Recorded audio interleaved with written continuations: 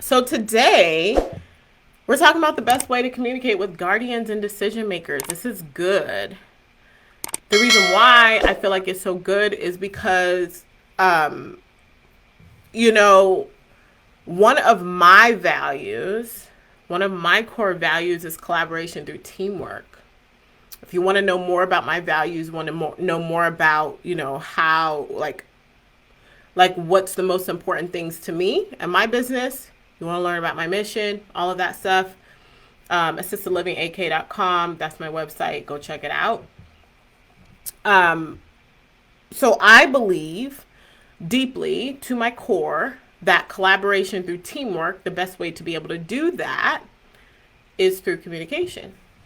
And if you don't have the right communication available, if you're not utilizing it, if you don't have it set up right, you cannot expect the team to flow and things to happen. Okay. So that's why I say, that's why it is one of my core values. And that's why I had it, on one of the lives, this week, because it is extremely important.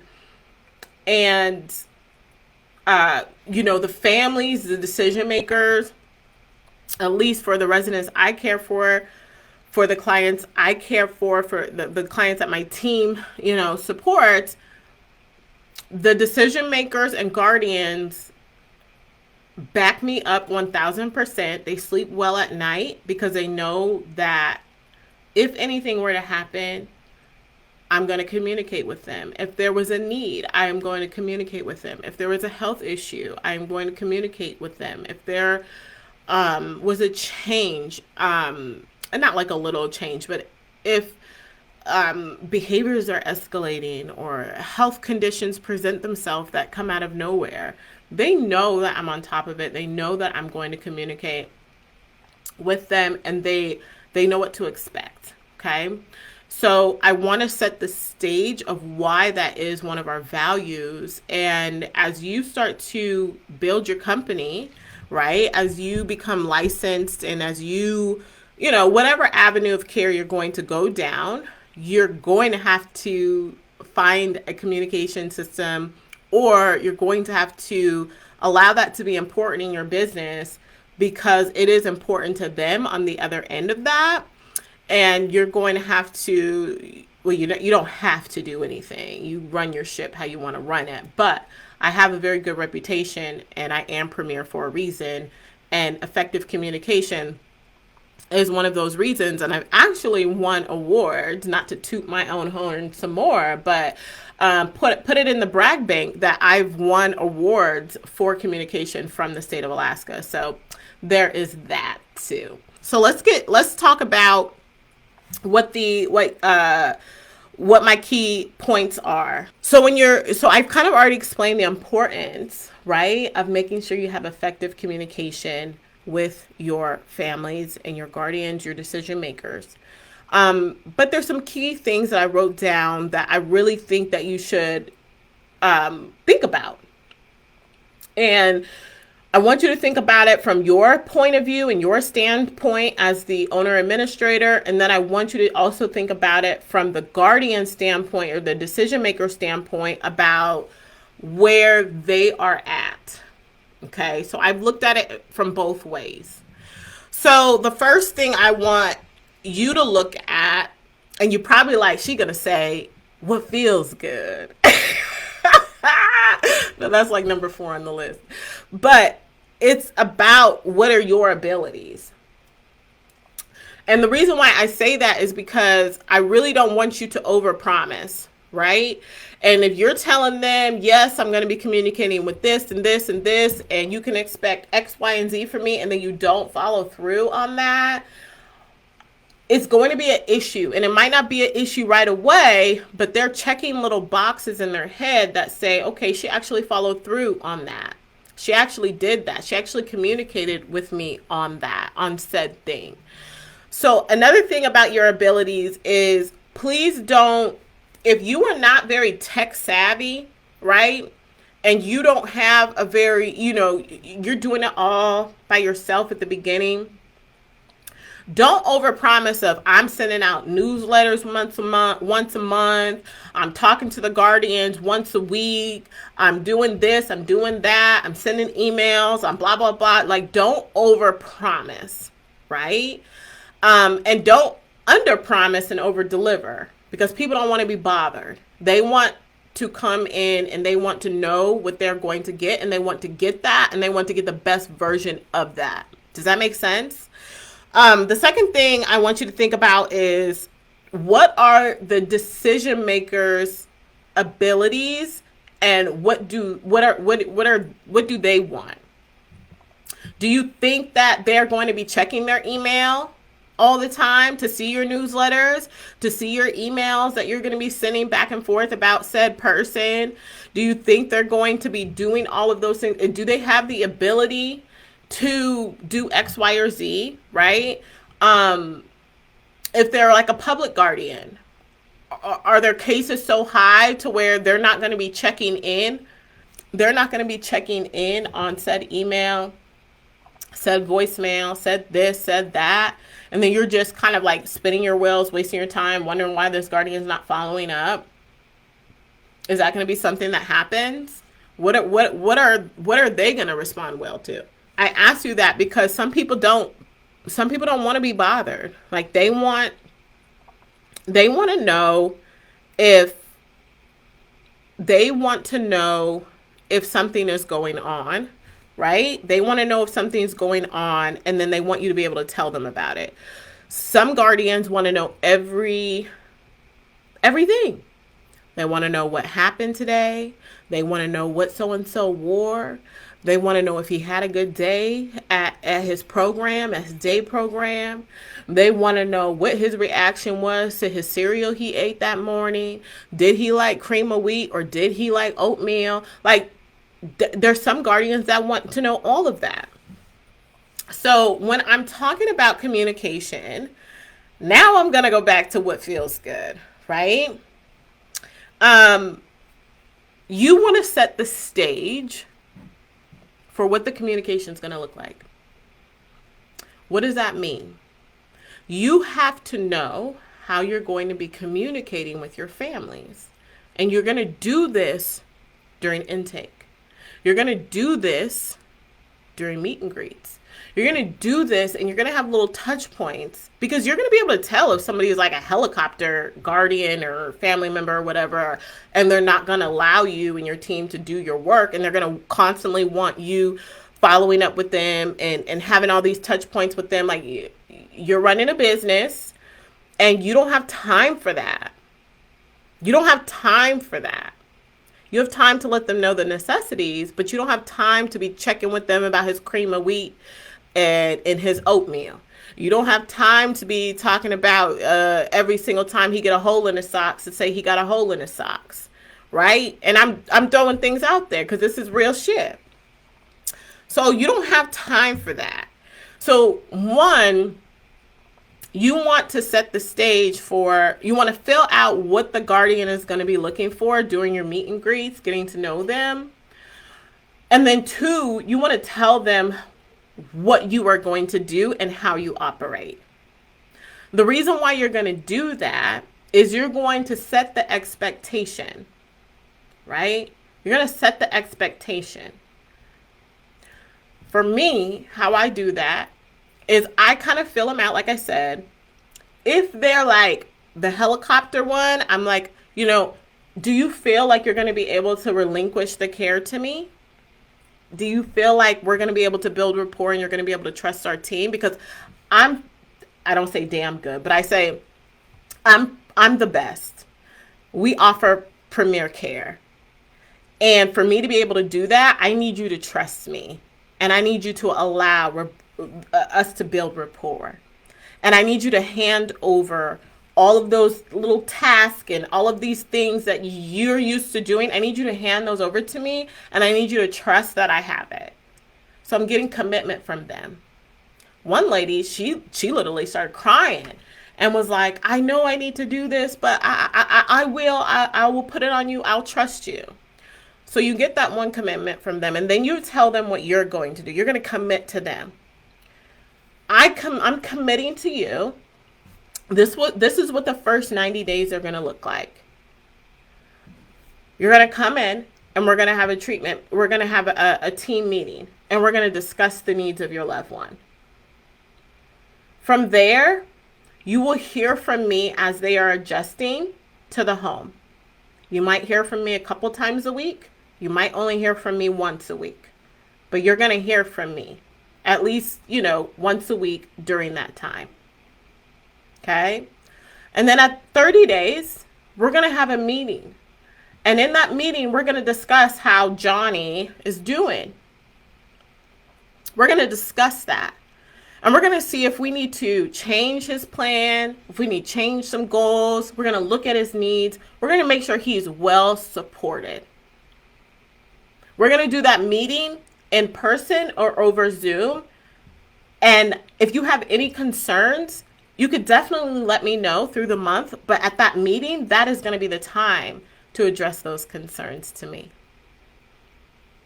From there, we probably won't have another meeting until about 60 days out.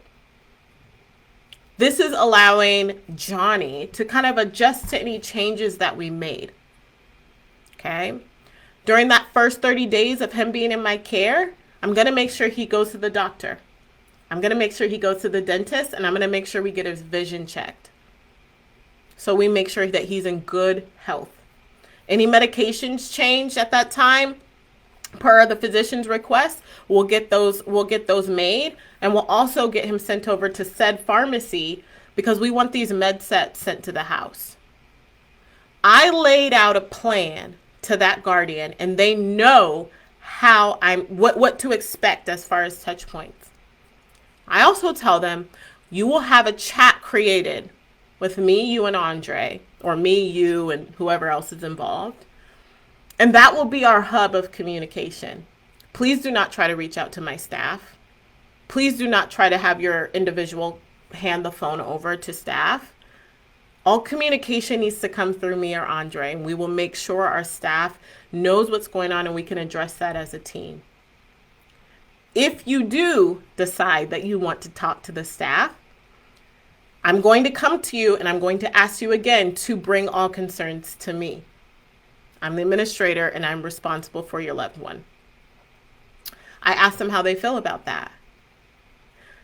They're like, wow. Because I put them at ease of knowing how I'm going to communicate with them, what to expect, right? And what's going to go on over the next 90 days. I do a 30-day meeting. We do a 60-day meeting. That's how it works with everyone that comes in. And so I say that to you so that you can formulate that plan and start thinking about that. When you are working with a family member, specifically a family member, right, who's a guardian like mom or dad or sister,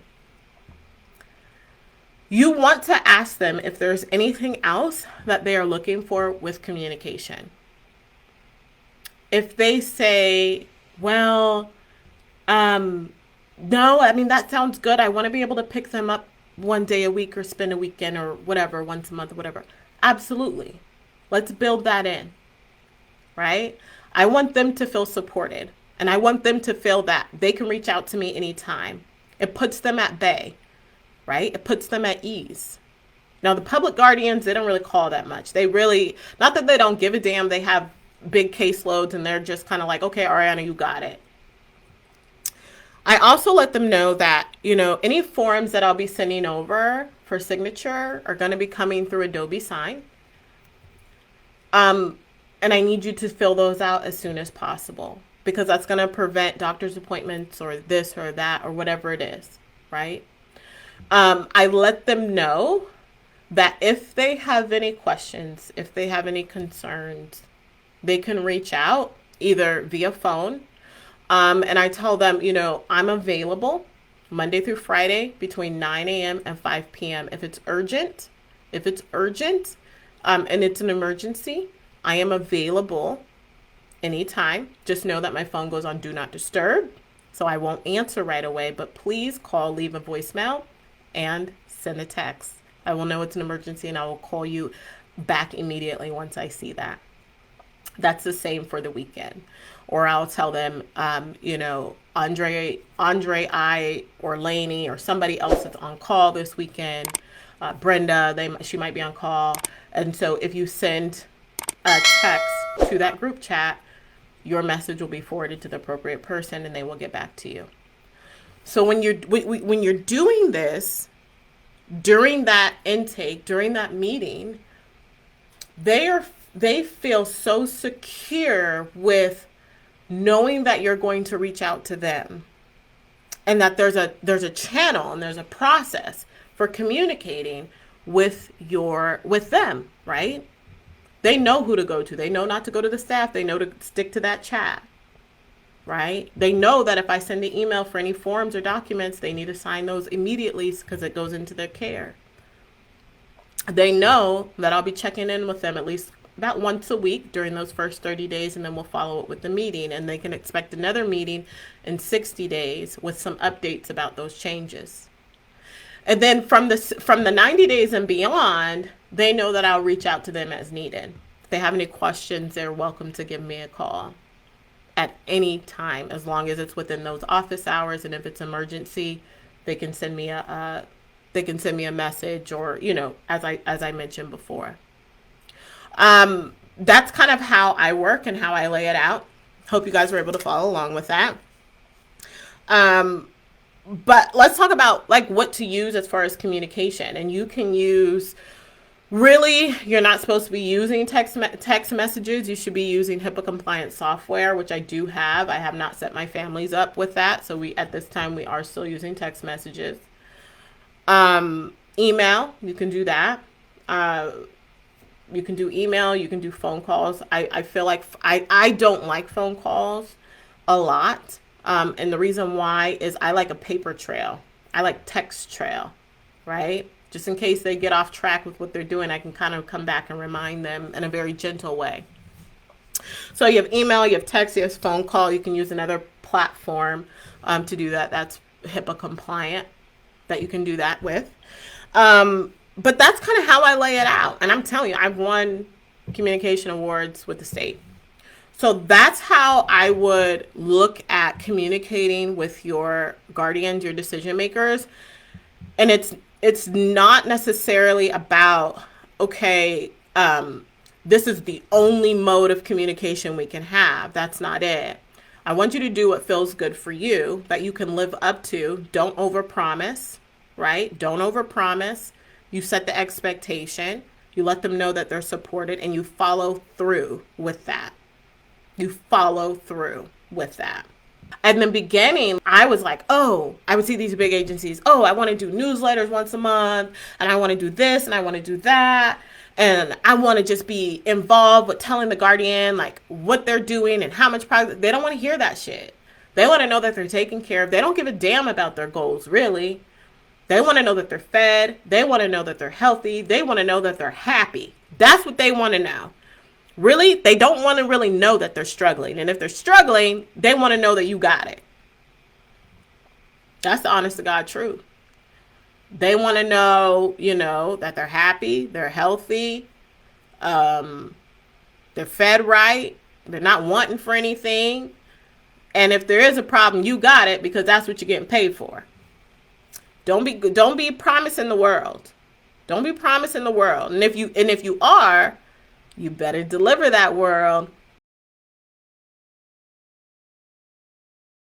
Yes, we do. Yes, we have monthly meetings. We try to have monthly meetings. How about that? We try to have monthly meetings, and I have this with the care team, and there's a whole form and everything I fill out. The reason why I do this is because current providers, people who are working in group homes, who are working in the field, give me some hearts with this. I know you guys will agree. If it's not documented, it doesn't what? It doesn't happen. So I want to document my client's happiness in the home.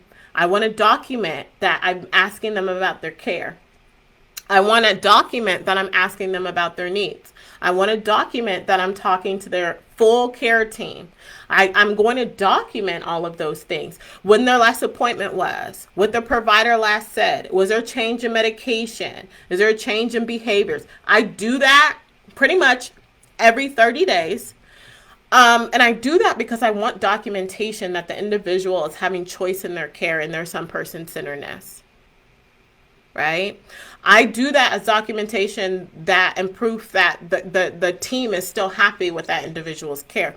And what that does, if there's ever any problems that arise, I have those touch points. I have that paper trail. And I can always say to the guardian, we had a meeting last month or 2 months ago, and this is what was said, and I followed through on this. Maybe the guardian didn't follow through on some things, right? Maybe the individual needed new glasses, but Medicare or Medicaid only paid for a portion, and their private insurance is supposed to pay for some of that, and they didn't really get that authorization worked out, and it's been 2 months. I can go back to that and say, hey, 2 months ago we had a meeting, and this hasn't been followed up on. Johnny really needs some new glasses. I see you haven't gave that authorization. Is there anything that me and my team can do to support you? We have it written down, right? It's not to throw it in their face. It's just as a documentation trail. Or it could be, there's a report of harm done, which I haven't, thank God, had to deal with any of that. But if there was, that could be a thing. And I can go back and say, every single month we talk to so-and-so. There's several team members around. It's not just my influence. They've said X, Y, and Z. They gave this feedback. Here it is.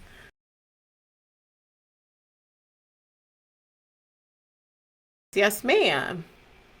But guess what? That's your job. That's my job. Why would if they want to be there, sure. But if I'm asking them to relinquish, if I'm asking them to trust me and hand over control of this individual's care, like I'm asking them, that's part of what we talked about at the beginning. I'm asking them to hand that over to me, to trust me, allow that rapport to build. I'm not going to ask them to take them to a doctor's appointment. Now, they're welcome to be there if they'd like, but me and my team handle all that. Okay? Now, you can do what you want to do. Again, this is how I run my shop. This is not how you have to run yours. You follow your regulation, right? You follow what the requirements are. And if your requirements say that, you don't have to take them to doctor's appointments and that's on the family to do, then fine. But, the chances of that, a little bit unlikely, but, you have to look at that. So that is that. That's how I communicate. And I think that communication is a huge thing. And it goes into trust. It goes into your care. It goes into many different aspects of the business. And that's just with the guardians and like decision makers, like the guardians or family members or whoever's, the decision makers. That doesn't go on, your licensing and all of those things. It doesn't go on all of that. And then there's a certain way you need to communicate with them. There's a certain way that you need to go about that.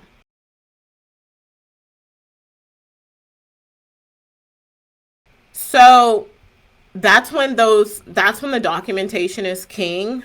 I have a resident who is aging, and this resident will probably be with me to the day that they're no longer on this earth. And I'm very humbled by that the family will entrust me, with her care. So I'm definitely humbled by that, and I'm grateful that they're in my care and that they trust me enough for that. But this individual has had a decline over the last 2 years. Really, yeah, COVID kind of marked it. This individual thrived off of a busy schedule. They had their things to do. They loved their things to do. And when COVID hit, it just stopped. And as this individual ages, they're 41, 42, I'm seeing a regression on cognitive ability. I'm seeing a regression on hygiene skills. I'm seeing an increase of behaviors and self-control. And I'm very, very careful before bringing something to the care team. I learned this when I was, doing affiliation and partnership with some agencies. You do not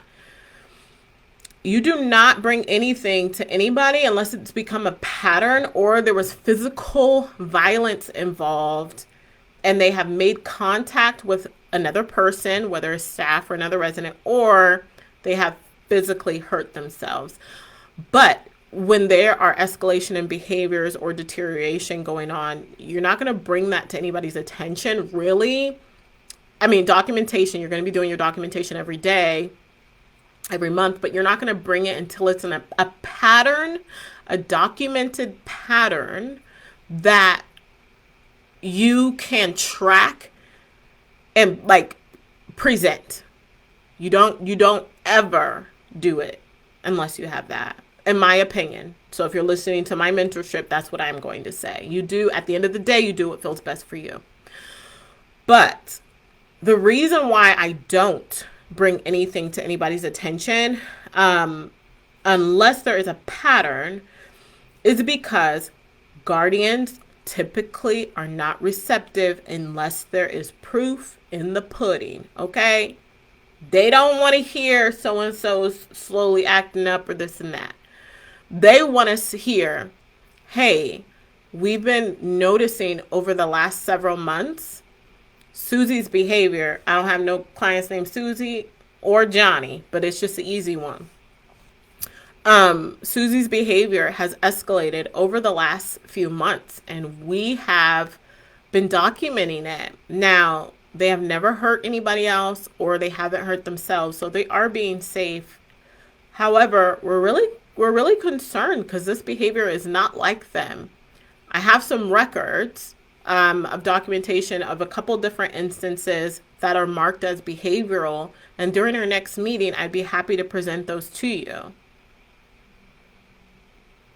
They're not going to come at you and be in disbelief that they're deteriorating or behavior is not happening or any of that. There's going to be less excuses, and then they're going to want immediately a solution. Do not bring a thing to anybody's attention unless you have a solution. Don't do it because you're the one who is providing the care. It's your responsibility. You're the professional.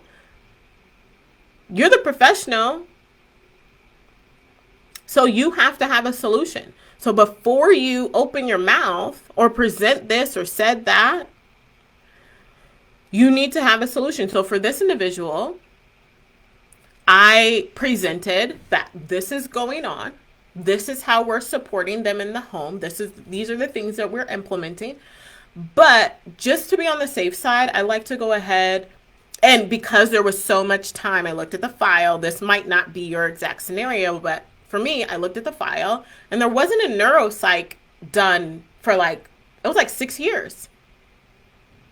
So that was my thing. I knew they're going to want a solution. So I told them what we had implemented at the home, what the staff started doing, that I've adjusted some goals and objectives for that individual just slightly to better be able to track said behavior. And I recommend getting a neuropsych since it's been 6 years so we can see if anything cognitive is going on that would be interfering or affecting these kind of changes in behavior. And that way we have a medical standpoint to be able to look at things and just ensure that their physical health isn't deteriorating with that. And if there is, then we will be able to be proactive and have a head start. So I would never bring something to somebody without having a solution. All right. Well, you guys have the most fantastic evening. I am going to sign off. I gave y'all all the updates. We'll see what next week brings. See how I'm feeling about some things. You never know. It could be another exciting week, and we might be able to spend a little bit more time together. But until then, you'll see me in the group. All right, y'all. I'll see you next time. Bye.